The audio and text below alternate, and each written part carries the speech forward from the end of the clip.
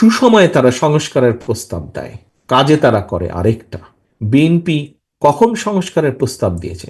BNP তখনই প্রস্তাব দিয়েছে যখন বিএনপির দেশনেত্রী খালেদা জিয়া থেকে শুরু করে দলের মহাসচিব থেকে শুরু করে শত হাজারো নেতাকর্মী জেলে বন্দী, যখন বিএনপির লক্ষ লক্ষ নেতাকর্মী ঘর বাড়ি ছাড়া গায়েবী মামলার জর্জরিত, তখন বিএনপি দিয়েছে। আজ আমরা অনেক মানুষের মুখে শুনতে পাই সংস্কারের কথা। আজকে দ্বিতীয় প্রশ্নটি আপনাদের কাছে, আজকে যারা সংস্কারের কথা বলছে, খুব জোর গলায় সংস্কারের কথা বলছে, তাদের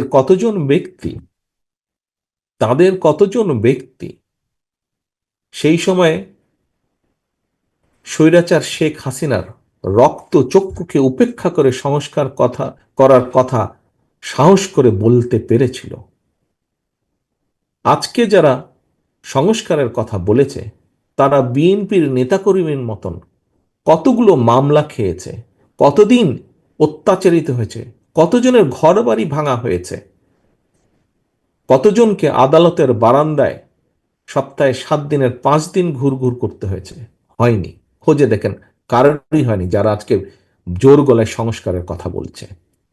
বিএনপি কেন সংস্কারের কথা বলছে? কারণ বিএনপি অভিজ্ঞতা আছে।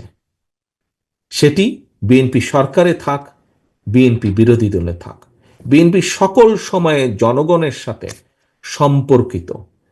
হতে পারে আমাদের বিভিন্ন সীমাবদ্ধতা আছে, কিন্তু আমরা সকল সময় চেষ্টা করি জনগণের সাথে থাকতে, জনগণকে সাথে রাখতে।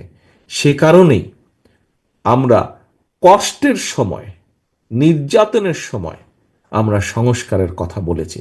কারণ আমাদের অভিজ্ঞতা দিয়ে, সবকিছু দিয়ে আমরা অনুধাবন করেছি, অনুভব করেছি যে এই দেশের মানুষের ভাগ্যের পরিবর্তন করতে হলে সংস্কারের প্রয়োজন আছে।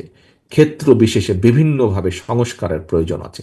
আর যারা শুধুমাত্র নিজেদের স্বার্থে রাজনীতি করে থাকে, দলীয় স্বার্থে হোক বা ব্যক্তি স্বার্থেই হোক রাজনীতি করে থাকে, তারাই মুখে একটা বলে, বাস্তবে কাজে তারা আরেকটা করে। মুখে বলে সংস্কারের কথা, সুসময়ে তারা সংস্কারের প্রস্তাব দেয়, কাজে তারা করে আরেকটা। প্রিয় সহকর্মীবৃন্দ, এটিই পার্থক্য অন্য রাজনৈতিক দলের সাথে বিএনপির।